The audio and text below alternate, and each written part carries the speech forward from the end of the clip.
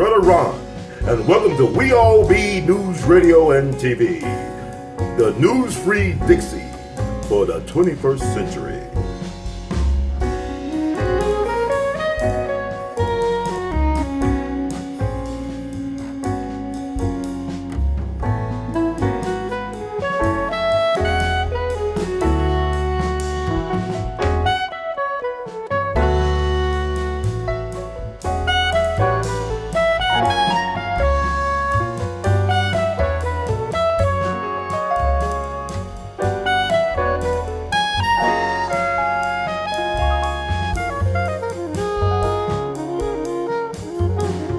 Hey man, my bad. No, you good. You a constant like you one man movement, man. You a force of nature. Yeah. Yeah, so we all be is on the have on the one and only, the truly beyond category, brother Omar Tyree, New York Times best-selling author, an artivist in his own right, a people's champion advocate, all the way from Philly, West Philadelphia. I knew it was something about you. You guys from Philly got a certain type of swagger about y'all. It's not like anywhere else, man. Y'all got a special swagger. Yeah. And cool about y'all. Yes, they did studies on the Philadelphia Negro, man, but it's like some of the first free black men, you know what I mean? And then with Sojourner Truth, you know what I mean? We had a whole lot of folks, and Harriet Tubman, a whole lot of folks in Philadelphia that, was helping with the Underground Railroad. They even had that in the movie. She did a big chunk of the movie was in Philadelphia, you know what I mean? Right. Her hanging out in Philadelphia. So, yeah, man, we have a certain politics and culture that's already built into the environment there. And then white folks were so hard in Philadelphia, man. Even when you look at the Jackie Robinson story, Philadelphia was the worst city, man, for him to go with when they was there. And it was like, it's embarrassing for the black people of Philadelphia. In fact, Jackie Robinson's wife wouldn't even go to the city of Philadelphia because the white folks were so horrible. Wow. But that made us tougher in Philadelphia as black people. So you never gonna have black people in Philadelphia that don't think about race, because white folks are so. In fact, Philadelphia is one of the most tribal cities in the world, in the country. You know what I mean? As far as the groups sticking to their own groups, because that's how we are in Philly. Everybody got their own group and they not budging. So yeah, that's kind of built into the water in Philadelphia, man. Yep. Yeah, also I was thinking about what happened in '85, in May of '85 with Move bombing. Yeah. Well, Good was from down south. He was from North Carolina. So, he didn't have a tough Philadelphia skin. And people still talk about that. You got some old Southern boy that the white boys pushed around when he was in office. Because we had other Philadelphian lawyers and politicians that wouldn't have done that. But, he wasn't from Philadelphia. So he didn't have the tough skin. You know what I mean? So people voted for him. He was a nice guy, getting along and all that. And the white cops bullied him into making that move, and black people were like, "Yo, this dude, And so yeah, he gonna take heat for that for the rest of his life, and he has been. Yeah, he's been trying to atone. He's been trying to keep on taking down his street sign with his name on it. He's been trying to atone. I call him, his name's Woodrow Wilson too. Come on, man. Black man won't be named Woodrow Wilson. I'm just saying. But I call him Mayor No Good. We voted for him. You know what I mean? So we don't learn our lesson though. We don't really learn our lesson about that, don't we? I mean, we'll talk about that a little bit too. But also, y'all just put up the first black historical statue of somebody of Black history significance. I think Octavius Cato. That's his name. Yeah. I mean, he's the first black person with a statue in Philly with all that Black history. That was just a couple years ago. Yeah, look at that. As we looking at the white folk, but you looking at Dr. J got his statue at the Spectrum and the Coors. He's been there, so that I don't. You talking about political figures? I guess so Dr. J already had a statue there for a couple of decades, right? I mean, how long has that statue been up? Dr. J been there. His statue been there since the '80s. Yeah, I think. So I didn't know that because this was why it's important. Right at the Spectrum. Now it's the core states. They went to what other Wells Fargo. They keep changing it depending on. But yeah, Dr. J statue been there. Definitely. And to me, he's the greatest small forward to ever play for Mama. I believe he's the greatest, small forward. They don't give no credit for Dr. J. But okay, is LeBron a small forward? Yeah, he was, he was a hybrid of everything, small forward, point guard. Yeah. But to me, Dr. J, because there was when Jordan came to the league, he supposed to be the next Dr. J. Yeah. They say, is this the next Dr. J? Dr. J was a freak of nature, man. I mean, people don't give him enough credit because they like the ABA was no joke. I mean, he's the greatest ABA player to me. And he scored 30,000 points. Come on, man. I mean, he had to dumb down his game. We got the Philly to be a team player, supposedly, and he still won the championship with Moses Malone. Well, it took him a minute, you know what I mean, because they lost a couple times in Philly. You know what I mean. He Oh had yeah. enough help at the time, you know. So yeah, he got that Moses Malone, and they finally got one, and they couldn't even repeat. You know what I mean. So it's Yeah. hard, man. It was I hard, mean, but with he Allen got it. Iverson, I mean, y'all great some great black sports heroes. That's why I'm saying like Smokey Joe Frazier. I mean, he should have had a statue Well, for he's from Rocky, South man. Come Carolina. on. He's from South Carolina Yeah. too. So we all know that. You know, he came up to Philly and then became the Philadelphian. But yeah, he's a South Carolina dude too. But you know, you also had like I mean, Phyllis. I assume y'all have a certain. I mean, it was Teddy Pendergrass. Well, he from down south too. No, I doubt it. Teddy Pendergrass is Philadelphian. You know, You I were got to visiting look that up. Philadelphia. But yeah, he's a What do you think Philadelphian. about the documentary that came out last year on him? Did you get a Well, chance to see it? You know what I'm talking about from Showtime? I saw some of it, you know what I mean. But you Mm-hmm. talking about the complications of the '70s, you know what I mean? All the Yeah. different politics that was going on, and then a lot of inside talk in Philadelphia about the mafia and the black mafia and how he was I mean, tied up it with a ain't no lot of joke, stuff. man. Yeah, we had all that in Philadelphia. That's what I'm talking about. That tribal stuff, man, it's serious, you know. So you go in the '70s of Philadelphia, yeah, nobody coming in that city that ain't gonna feel it. You know what I mean? He was right in the middle of the '70s. So yeah, you know, a lot of stuff. They not gonna say everything because you know you still got people that part of the street code. That's I mean, they gonna go to the grave with what they know, you know. Yeah, so Yeah. you can guess about things, but you don't really know, you know, the factual facts. They just putting stuff together. Some of it may be true, some of it may be off. You know what I But mean? what do you But think yeah. about people think he had something to do with his manager getting knocked off, his girlfriend? You think that's true? Any validity to that, or just is it a Well, politics of see, the time? that's what I'm talking about. Like Mm-hmm. that many conversations with real people doing real things in Philadelphia. That you know what I mean. Like you can start talking that kind of stuff because that's the kind of city it is where they serious. They say they're gonna do something. They mean it. I mean, that black mafia came out the mosque too. People don't talk. I mean, Malcolm, oh God, they was some gangs. They were out the mosque, man. They killed brother up in Atlantic City that was running for mayor of Atlantic City, Yeah, Muhammad Ali friend, and they yeah. allegedly killed Kareem Abdul-Jabbar's So you spiritual mentor. you done did a People. whole lot of research on the city and what I happened. mean, I respect Philly. Philly's a different type of. I mean, Yeah, black cats from Philly, y'all different, man. Y'all move different.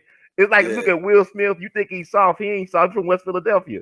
He ain't yeah, nowhere near South. Even Will Chamberlain, man, Overbrook High School. I mean, Will Chamberlain to me is probably the greatest, just pure basketball player who ever lived. But the stuff he did was so ridiculous. There's no footage of a lot of stuff he did. But I yeah, mean, Will Chamberlain was to me, he's the GOAT to me yeah, in basketball. yeah, But just by yeah. just being raw talent. Yeah, There's my amazing ability. my stepfather came out of Overbrook, and Mm, my biological father would have if he finished school. You know what I mean? yeah. He Oh, was he's one of still them alum though, even though dancing he didn't street graduate. You know how we cats. do it, man. You still Yeah, alumni even if you yeah. drop So they out. both, and that area of Overbrook is what they call top side of West Philly. You know, that's where Mm, Will Smith was up that, and I was in the bottom, which is uh-huh. closer to North Philly, and that's the harder part. We didn't have that fancy stuff in the bottom, boy. It was just bricks and bolts, right behind the Wow. zoo. And so that's my area. In fact, Will Smith give a shout out to the bottom in his film Gemini Man. We say Mm. he's from the bottom, which everybody know he's from the top, but that's a good shout out. Thanks, Will Smith, for the shout out to the bottom. You know what I mean? Yeah. I mean, Yep. I know it's tough for Philly cats too because the loss of Kobe Bryant. I'm still trying. I mean, it started off the year Yeah. like we're going on the year now. I Yeah. couldn't believe it. So do y'all claim Kobe too in Philly? I know he's from Lower Marion. Y'all Well, still claim him? his pop, Philadelphia, and then his sisters graduated from Temple. So he was youngest, but more of his family members have more of the Philadelphia roots. And he had cousins in Philly. Yeah, all them folks. We all know that. So he had family. So a lot of people think about him going to Italy, but that's his pop going to Italy. The family was still in Philadelphia. So even when they come back, they coming back to Philadelphia. Then he was out in Lower Marion because when you got money, but he's still in Philadelphia. He's always ran Uh-huh. the ball in Philly. So it's not like, how you move to the suburbs, but you right next to the city. Yeah. So yeah, and then his personality, like you said, Kobe wasn't playing. That's a Philadelphian thing. And then the young boy started being attached to him and was really digging him. He was coming at Michael Jordan, and they felt more comfortable talking to Kobe than Michael Jordan. He's a little older from the other guard. They was more connected to Kobe, and Kobe didn't play that, man. I love how he shut down Dwight Howard, and Dwight Howard came over to Lakers talking about this ain't fun, and Kobe like, yo, dude, it's fun when you win, and what kind of fun you trying to have? You know what I mean? Kobe like, I'm not just out here having. We have fun when we win. That's what we That's trying to right. do here. So Uh-huh. Kobe was he's from the old guard, man, hardcore. So yeah, a whole lot of guys felt that, and he was about to become that dude that was that insider old head to these young dudes, man. They really looked up to him, He was their So, Michael Jordan, basically. That generation, he was their Michael but Jordan. they could Yeah. talk to him. Nobody Yeah, really he was can talk to approachable. Jordan. Yeah. And you can't, but everybody know that. Jordan talks through you. You don't really. Well, we Kobe saw was that Last Dance, right? He talked yeah. down on you too, don't you? Yeah, so Kobe, they like Kobe was more of a we can talk to him, but he's still gonna be hard with it. He's gonna tell you the truth now, but you still felt more comfortable talking to him than Jordan. So yeah, that's a big loss. Well, who's your top? I guess your top 5 or top 10 in basketball. You say you know a lot about basketball. Who's your top 5 or top 10? Well, football is really my number one. Football. Sport. Okay. If you win basketball, you didn't brought up Dr. J. You know what I mean? Then of course Magic Johnson. I started really loving the Lakers, and then the white boy Larry Bird. You can't take away what Bird represented. Kareem said he was the greatest player he played against. Kareem Abdul-Jabbar said he was the greatest competitor he ever faced. Then you got to put Jordan in there. You got to do that. And then you got to put LeBron James in there, if it's 5 over Kobe because of all the things extra that he can do. You know what I mean? But so you don't hold against him losing out on championships against him, huh? You don't hold that against him? No, I don't, because you got to understand, man, even when you bring up that Philly team, that was a loaded team. The Lakers were loaded. The Celtics were loaded. They had loaded teams, man. So he didn't have no loaded teams like that. You know what I mean? Like when he lost in Miami, you know what I mean? But even that Dallas team they lost to was loaded. You know what I mean? So it's just what it is, man. That was their first year in Miami, so they got it. But then that San Antonio team was loaded. So you got loaded teams. You got to have a loaded team to win. And he didn't have no load. Now he's playing against Golden State 4 years in a row. Golden State's a loaded team again. So yeah, man, it's hard winning championships when you don't have loaded teams against a loaded team. So if you was building a team from scratch, who you would take first, LeBron or Michael? Who you would take to build a team around? Well, you got to take Michael, man. You know what I mean? It's the personality. You know what I mean? Remember when Kobe was at the All-Star game and he had to try and ply LeBron James into playing one-on-one? You still wanted to make the right play. And they had this whole conversation about breaking them right. So you got to start with that daggone assassin. And that's Michael Jordan, dude. You got it because it creates the temperament of the team. You know what I mean? He's more of and I'm old school too. So that more of a dudes was afraid of not holding up the Jordan standards, where LeBron is more of a friendship, everybody love him kind of thing. That's new school. Yeah, I'm old school. So that fear of I don't want to mess up with Jordan. If he throw you the ball, you better do what you're supposed to do with it. So yeah, you're gonna take Jordan, man. You know what I mean? Yeah. So while you happy, I know you say you're a football guy. Were you happy with the Philadelphia Eagles winning a couple years back? Oh, definitely. I had my McNabb jersey on and took my pictures, Instagram stuff, and pushed it out there. Definitely. Everybody was, man. That was the biggest, NFL parade in a long time, man. The Philadelphia parade. That was special. You know what I mean? All them people coming down here to the art museum and, yeah. So, like you said, nobody do it like Philly, man. It's been a long time. They never won a Super Bowl. We lost twice. Right. And that third one we got it. They won championships, but not the Super Bowl. Right. So would you say that Philly is more of a football town than any other sport, or you think is how you? I mean, you're a Philadelphian. Yeah, the Eagles, man, they love the Eagles, but boxing is big too, though. So to me, football is one, boxing is second, then basketball. You know what I mean? So different people from Philly pick different things, but boxing is very big in Philadelphia too. So yeah, I would look at football and boxing like neck and neck, in my opinion, Yeah, so it's good to so are you missing sports right now during this weird 2020 I got stuff? used to not having it. You get used to it. I've been, riding around, making my money, and now I'm putting together a couple of projects and filming and music. So, you get used to not having it, and then you keep living your life, Same thing with the movies. I haven't been to the movies since March. That would never happen. You know what I mean? I go to the movies at least twice a month, So that I got used to it. Now it's like, do I miss movies? I do, but I'm not sweating it. I got other things to do. So you get used to it, It becomes the new normal. Speaking of the new normal, I mean, I want to talk about your project the last summer and the way it's looking. I mean, it's like they're trying to postpone summer right now before it just begun. It's just beginning in summer. Yeah. And they said we got to put this on hold because of this whatever's going on with this pandemic. So tell us about this last summer project, which is very timely, by the way, all things considered. Yeah, I had one song called The Last Summer that I wanted to do with some young boys, where I said, look, if this is the last summer, what would you do? And I had the beat, and I liked the beat. It was a slower beat, so you can talk more. And I had the vibe like the Far Side, where guys could be comical, clever, and the whole thing. And I played the beat and the concept for these young dudes, and they like doing the melody stuff now in rap. You know, they don't really like doing, you know, just straight talk. So everything they do is you know, and it's like, it's not that kind of vibe. It's like, no, dude, just say, if this is the last summer, I'm about to do this and that, and you know, it's more of a list of old school rapping. You just talking about the summer, but you're young. So I wanted young people. They wasn't full in the beat, wasn't full in the concept.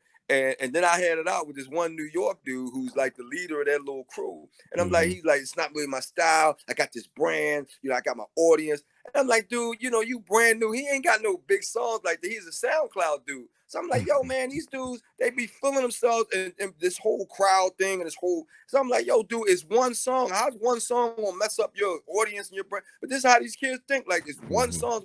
I'm like, come on, man. So, and then he was like, don't get all emotional. And I'm like, because I get tired of hearing this from these kids. Like, it's my style. Like, they can't. And so they get locked in one way of doing music. And I play a different beat and they can't adjust to it. You know, so I'm like, man, and so I got so upset. I was like, you know what? I'm gonna do a whole album then. You know what I mean? Instead of just one song, do a whole album. And I started trying to invite other people, and it was the same deal. A lot of these kids, man, they want their style of music, their style, or nothing. And so I said, all right, I'm gonna keep it, because I knew I had hot ideas, hot music, even writing about politics. A lot of them said it ain't my style. That's J. Cole and Kendrick Lamar. I'm like, yo, you ain't black. Like, what are you talking about? It's like, you don't have anything to say about what's going on. And so it got frustrating to me.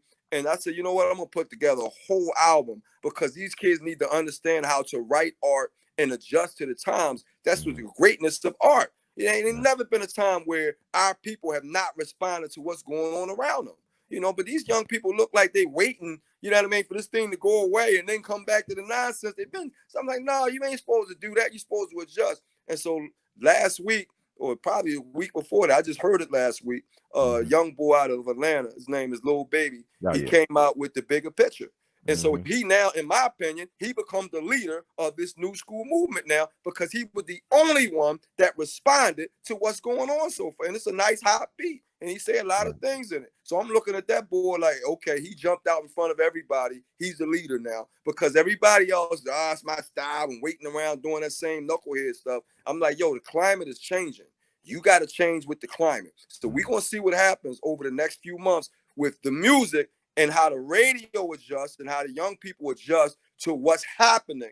Because a lot of them are trying to abstain from it, like they're going to get the business as usual. It ain't business as usual. The whole mentality of the whole country has changed. You got to be able to adjust to that. So this whole album is to show these guys. So I got to put more songs on it than I intended to. I just wanted to do the opening song, and then the closing song was Revelations. That was supposed to be the closing song. But I had to do it first because these young people didn't step up to the plate. Now I got them moving to the plate, ironically, after Little Baby started the fire, because they're all followers. They're not leaders. I've always been a leader. That Philadelphia you're talking about, we've been leaders. You know, now these kids are following. They got to hear somebody else do it first to know what is acceptable. Now they jump out and follow it. You know, so I'm like, wow, this is crazy. But that's what's going on right now. So I want to train these kids into responding to the times with art being a calling card for the community, and not just being a singular song from you that has nothing to do with the people around you, you know, because the hip hop started that way. It was a cultural thing. And so I don't want it to get away where it's just people talking about their own issues, and not thinking about the community at all. And that's what's going on right now. These kids are thinking about their own bag and not thinking about the community.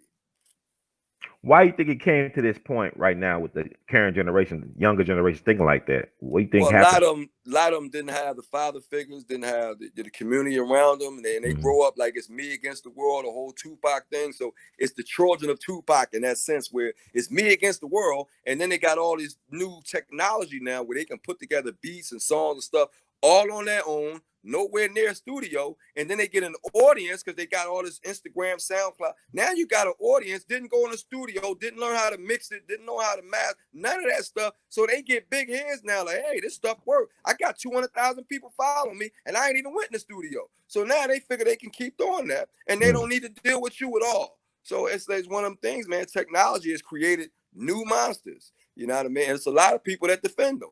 You know, that they defend them. I'm like, yo, dude, you know, mixing is still mixing, mastering is still mastering. And that's why that mumble mouth stuff came up, because you had kids that would record stuff and they had nobody to mix it and tighten up the vocals.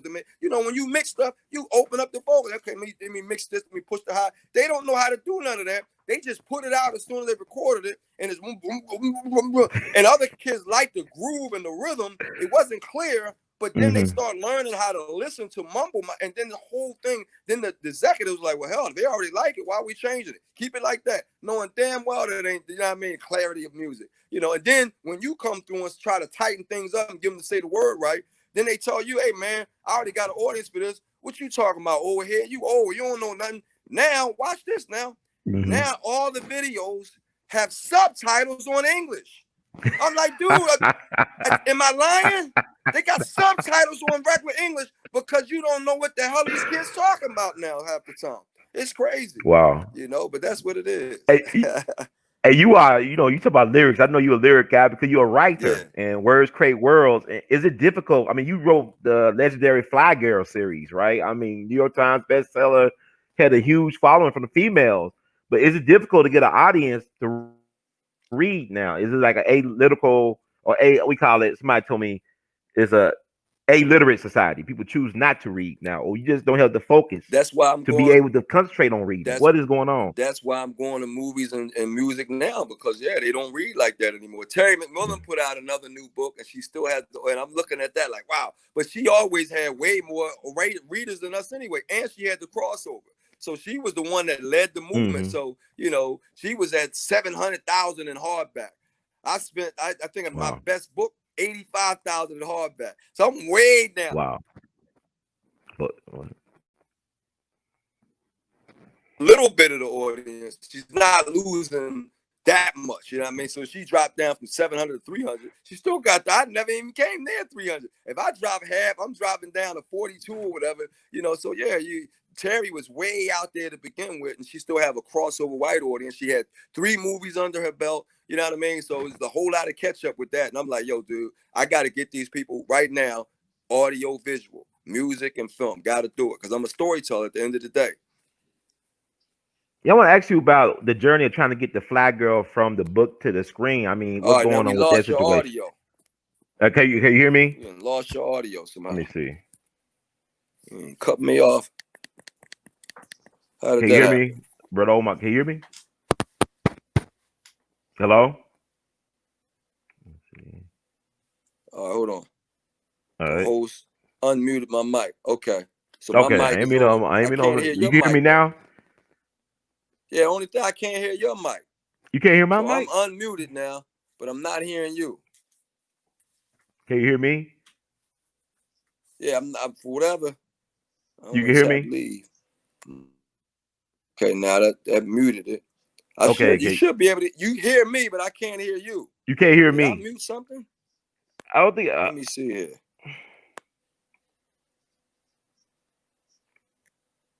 Shucks. Yeah, it's modern. I know we're in a Mercury retrograde right now. I don't know what the hell happened. I can hear you. You can't hear me. Now I can hear you. I don't know what. You know, it's a Mercury retrograde going on. This whole year of Mercury retrograde. I don't know if you're into like the numerology and astrology and zodiac stuff. Yeah. But we're in the middle of a Mercury retrograde right now, so communication is kind of like, you know, everything's crazy. It's always been a crazy year anyway. Yeah. But I was like, ask you about your journey to try to get the Fly Girl from the book to the movie screen. Like, how's it been? You've been trying for years to get that. It's hard, man. So, you know, I got to start all over again and build the confidence and the financial people to back me. But I got to show that I can tell stories on film first, because if I don't do that, it's never going to get done right. If somebody else try to do it, they're not going to do it the way I'm going to do it. They're not from Philadelphia. Even if they are from Philadelphia, it's not their story. And I got a lot of specific things that I already put in the screenplay that I want to execute, because it's more than just about a girl and a boy. It's about the whole city. It's about the culture. It's about the time of the 80s. You know what I mean? So I want to represent all of that, and my screenplay does all that. So, you know, I got to build confidence in the financial people to back me with the money I need to produce it correctly. So I'm going to be working on that over the next 2 years. So I think I read somewhere Sanaa Lathan was tagged to play the lead at one point. Yeah, but they at that was an older vehicle. They wasn't Mm. trying to do, because it's 2 sequels to it where she grows up. So they were Okay. looking at Sanaa Lathan being an older fly girl. But once they started shopping the project around to directors at that time, directors knew, no, these girls loved the original book when she was a teenager. Well, of course, Sanaa Lathan can't play a teenager. Of So then course. they had to revamp what they were doing, but they couldn't come up with a screenplay. And I waited like 3 years, when the property was shopped out there, and they couldn't even write a screenplay. So once I wrote my screenplay in 2018 in October, that was it. I said, yeah, I wrote the screenplay. I know exactly how to do the film. I've been knowing how to do it, but I was waiting to see what they were going to come up with. And then I said, you know what, dude, I'm ready to rock and roll because I know exactly how I want to execute this movie. And other people don't. They don't know how to do it. They don't even know where to start. They don't know how to finish. I know all of that. So I said, well, hell, let me go ahead and do it. So now to get it done right, I have to do it, but I have to put myself in position to own the confidence first from the money people. So it's one of those situations. So the most difficult part seems is just trying to raise capital for the backing of the Definitely, crate. definitely. The capital was always a problem with art, always. It's like you write, how you speak your vernacular stuff matches the way you write. Where you get I mean, how do you discover this gift for writing? Be able to tell these stories the way you tell them.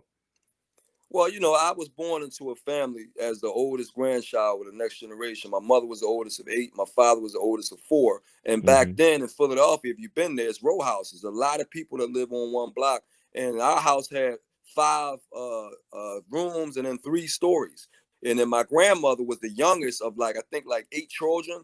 And then she was the one that was nice. So we would have cousins that would come stay at the house all the time. So we had 15 people in the house every single day, man, up and down the basement. The people sleeping in the basement, the 2 in the room.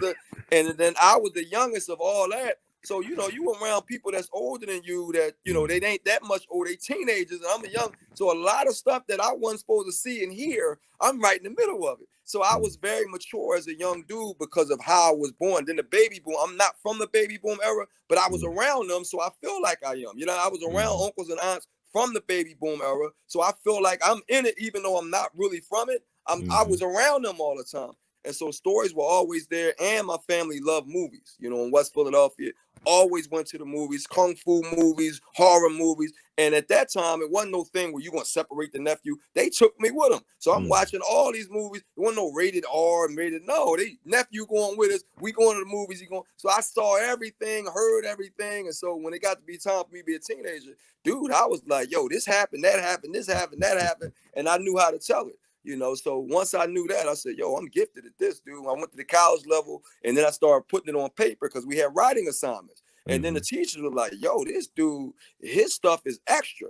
And then once that you can put up or shut up, you can be a coulda, woulda, shoulda person. I could have did that, shoulda. I didn't do none of that. I said, you know what? I got these skills. Let me go ahead and do them. So I started talking about writing books at 18, 19 and went ahead and did it instead of talking about it. So I put my first books together at 19 and 20. And then I had to get out of college. And then I put them out, self-published them right at the time when Terry McMillan was doing her thing. And it just went, man. I didn't, it was like just the luck of the time and the skills that I had. And then boom, it blew up, So yeah, I become the godfather of urban fiction. And I coined that word because of radio. They used to say urban radio. They talking about black. So it's a code word for black. So I said, all right, I like that. I'm going to call it urban books instead of calling them black books. So I started that term too. And then young people start using urban street. They added the street term to it. I never used the street term. You know what I mean? You have characters on the street, but I'm not writing street stuff. I'm writing urban stuff. You know what I mean? But they added that urban street to it. So yeah, I got a lot of stuff that I did with that, man. And then it kept going and going. A lot of people got inspired to write their own books. But yeah, it was just them. Yeah. Now, who were some of the authors you looked up to or read from that you really liked? Man, the classic. Richard Wright was serious, and then Chester Himes was serious. Iceberg Slim was crazy with it. You know what I mean? Donald Goines gets a lot of credit, but Iceberg Slim was the leader of it. You know what I mean? Way more complicated. Of course, Octavia Butler, Toni Morrison, and then Terry McMillan blew open the audience for everybody. And then Walter Mosley is the baddest cat out there. You know what I mean? He's still alive and whatnot. So it's a ton of them that I love. Now my style was my own style, but it's a ton of other writers that were doing things that I admire from a writing and artistic and cultural black perspective. Yeah. Is it difficult? It's like I look at writers like musicians, like jazz musicians, like everybody play a tenor saxophone, but you could tell the difference between Jimmy Heath and John Coltrane and Sonny Rollins because it was a signature sound. So how do you develop your own voice as a writer? What does it take? You know, I can't really explain that because I always had my own voice out of Philadelphia. You know what I mean? Then I take on the voices of the characters. You know, so you got to understand people, and I understand people. And I would always study vernaculars. DC had a different talk. Philly got a different talk. Baltimore got a different talk. New York, the West Coast, the South. So you got to study that when you're trying to write characters. Because I tell people all the time, unless I'm only going to write Philadelphians, I got to learn how New York talks, how Detroit talks, how Chicago talks, how L.A. talks. And so that's what I do. I study everything people do so I can be on point when I talk. Or when I write, rather. And then even with the females, you know, where you learn how to pick up, dude, I grow up with females. You know what I mean? Like you growing up, I got a mom, I got cousins, I got friends, I got girlfriends, I got girls I'm in school with. So you got to study the people that surround you. And like we grow up outside of girls, guys just ain't paying enough attention. I did to be a writer. You got to pay attention to the folks around you to get it right. I like the fact you said that because the science to what you do. Like you a researcher, you a scientist, so to speak.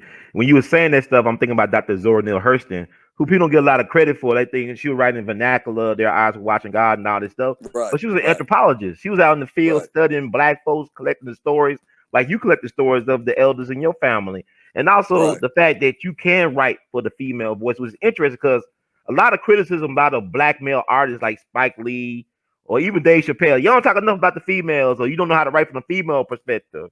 But here Yeah. you are, you wrote an iconic female character, Well, you and know you had, what? I mean, yeah, Spike Lee had a movie called Girl Six that I right, really liked. You know, so they can talk all that, but they're not looking at all the movies. You know what I mean? Girl Six I really liked. You know yeah, what I mean? And she was like, you know, trying to figure out where her lifeline was at, where her dream was about, something to catch on to. And I understood that, the lostness that she had, you know. So he did a great job with that, dude. They just sleeping on that one. You know what I mean? So a lot of times people sleep on all your work.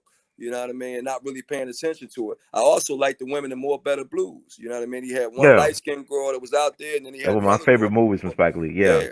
Yeah, so man, you got to pay attention, dude. Like you can get them criticisms, but and then his first movie, She's Gotta Have It, was on a woman. You know what I mean? So yeah. like, what are you talking about? And You then ain't been why paying you think people attention do to that? Spike Lee's movies. Why you think people? I mean, like you said, people don't really like look at the whole thing, right? So they Yeah, just they don't. Same thing with my books. They'll start talking about Fly Girl. I got 28 books now. I'm like, yo, dude, you can't bottle me up in one book. Like, stop it. You know, you got to at least read 6 of my books, then you can talk to me.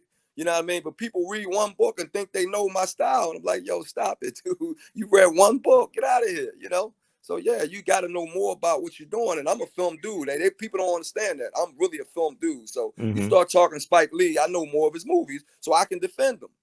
You know what interest by Spike Lee? I always tell people that my favorite movies by Spike Lee sometimes are the ones I didn't know he directed. You know what I'm saying? Like the Yeah, ones they don't have the certain stylistic stuff he do. A lot of times, sometimes he can be heavy handed with stuff and very yeah, blunt force trauma type of thing. But when he do some nuanced stuff, I really enjoy it. Like Inside Man. That's not necessarily yeah, a traditional Spike Lee movie. And I like Miracle at St. Anna. I like that better than the Five Bloods, whatever that movie was yeah, on Netflix. yeah, But yeah, it's interesting. Like, yeah, I guess we don't really appreciate folks while they here. We yeah, don't really get a yeah, chance. Like Kobe, man. Nobody really understood how great Kobe was as a philosopher yeah, and as a yeah. patron saint of female Well, they were sports. learning. They were learning because he had the details, you know what I mean? He was doing each week. So they were learning. But no, when everybody knew, Kobe knew several languages, you know what I mean? So no, again, I take that away. Everybody knew how intelligent, especially with me being from Philadelphia, because we Right. had the Kobe Bryant versus Allen Iverson thing. And the people was like, Kobe Bryant's more silver spoon. And I was like, yo, man, stop that, dude. I understand both of them. You know, Ivan Iverson was more street and hard and all that. Yeah. Kobe was more refined and polished, but he still was a hard dude in what he believed in and what he wanted to accomplish. So I'm like, yo, stop that, dude. Like, and then with me being a smart dude too, and being from the hood, I get both sides of it. Like, yo, dude, I went to college, I got good grades in the whole 9. Don't beat Kobe up for being an intelligent dude, but I also understand the hardness of Allen Iverson in the street because I came from this. So I got both of them things. So I was always like, yo, stop trying to separate and pick this team thing, dude. Stop it. You know, they both great young dudes, great ballers, and great thought line people in their own rights. You know what I mean? Allen Iverson and Kobe Bryant, but people always try to pick a side. You know, stop that, man. So no, Kobe was always intelligent, and then they was talking about he couldn't pass and get into college and all that kind of stuff. He can, man. This dude, come on now. Kobe couldn't get in college. So people start talking ridiculous stuff that don't make no sense, man. But so I got to defend a lot of stuff. Kobe was very intelligent from day one. I agree with that. Even with AI, I mean, I think the fact that, once all the documentaries and stuff started coming out about Allen Iverson after his career, people had a greater appreciation for who he was, and also with the things he was against as far as the institutional racism. Like they made the dress code because of him. I mean, basically that's racial profiling with David Stern and them. I've been through that. Yeah.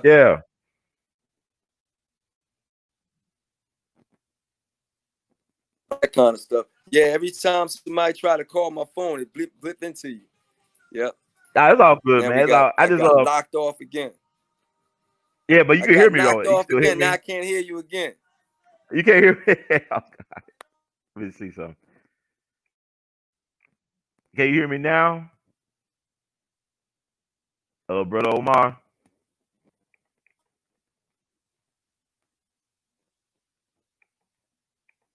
I think he'll come back at the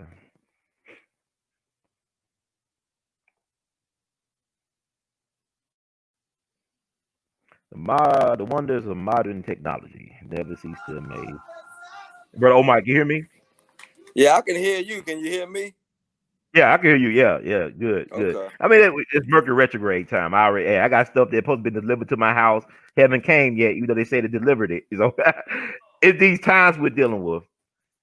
I'm actually. Hey go man, ahead. you think your audience? You think your audience will want to have me back again, man? Because I'm working on an album right now, man. It's like I gotta, and my guys like Omar, the clock is running. I'm already. Oh yeah, time is money. Yeah. Oh, we'll definitely have you back on. Like, what's the best way for people to follow you online? Hey man, all my names is Omar Tyree on Instagram, Twitter, Facebook. I just use my name, so I didn't come up in that time where you're using pseudonyms and whatnot. You know what I mean? Like just Omar Tyree. Instagram, Twitter, SoundCloud, and my website, OmarTyreeFilms.com. And then my brand is Hot Lava Entertainment.com. That's where I'm going to sell all the music and films and all that, the Hot Lava Entertainment. But you can also look me up at Omar Tyree Films, And yeah, I'm sorry, man, that I double book, but I'm trying to get this album done, man. That daggone last summer. Because when he got 2 months left in summer, it's quick. You know what I mean? So you got to knock him out. Especially they're trying to cancel summer right now. So get it out there as soon as possible. They're trying to cancel summer with this COVID-19 mess. Yeah. So I was thinking about Will Smith Summertime, man. Yeah, I'm gonna have 2 more songs ready. So let's try to get back on the horn, man. If we can, and follow this up next week or something. That sounds good. And I also try to get Ice Cube on there. It's like he's very angry, need an outlet, right? I would love that. I'd love to talk with Ice Cube, man. Because Ice Cube, I think he'll work with you, man, on a lot of different projects. A hell of a writer too, you know what I mean? So that's what we're talking about. Guys like Ice Cube writing the lyrics, writing movies, now he got the 3-on-3 basketball thing, Ice Cube, and then he was the first one to break free. Like, yo, dude, I got to get paid for what I do.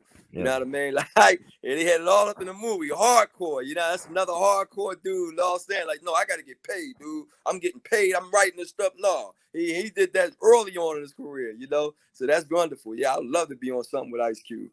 Right on. I think it's the right time because he was going off on Hollywood this last week on suspending his account on Twitter. But I think it's the right time for that type of energy for y'all to combine because of the stuff you're doing. I mean, trying to control our story, tell our narrative from our perspective, and right up there. If you can get to him and he think I'm big enough to do an interview with him, because some of those guys when they don't know you, you just a writer, dude. He got all. He's been around longer than I have about that. You know how the Hollywood thing works, but we love and respect you, brother Omar. The words of great Duke Ellington. We love you madly. You keep on producing and pushing, and we'll have you back on the platform very soon. All right, thanks, man. I'm sorry, man, to cut it short, but I gotta get that's the reason why they talk to me, because I'm doing these projects. You know what I mean? So time is money. I don't studio. Yeah. Hey, you don't have to explain that. I just appreciate you taking the time to tell us about what's going on with you, so we can support you in your efforts and amplify. Thank you. God right, bless. Brother. Yep. All right. Back on. Yep. Yes, sir. Right on. All right, now. And that does it for this edition. But we'll be back on with Brother Omar. In the words of the great Duke Ellington, that Washingtonian, we love you madly. Take care.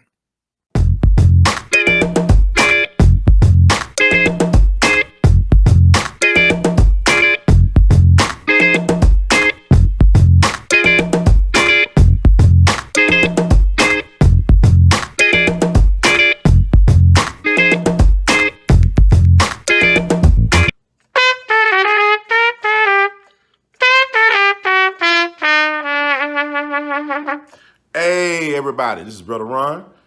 I am asking you all to do me a big favor. Think about supporting the We All Be movement. Your donation is tax deductible.